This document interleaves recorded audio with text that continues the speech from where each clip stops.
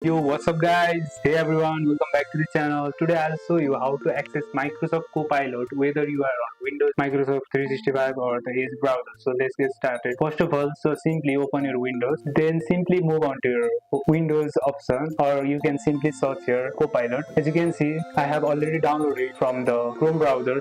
First of all, make sure to download it first and simply open it. As you can see, and simply log into your account. I have already logged in. So if you don't want to download it, simply move on to your Microsoft Edge, and as you can see, the Microsoft Edge browser is open, and as you can see, this kind of interface, and at the right side of the corner you can see Copilot option, which is already in there, and you can type here anything you want, and that's how you enable the Microsoft Copilot in your desktop. And in the taskbar is not showing, simply search here Copilot, and there is the option called pin to taskbar. Simply click on it and you can find your Copilot in the taskbar. Like this, you have just accessed Microsoft Copilot across all platforms. If this helps, give it a thumbs up, hit subscribe and turn the bell so you'll never miss out any of the videos, and see you in the next one.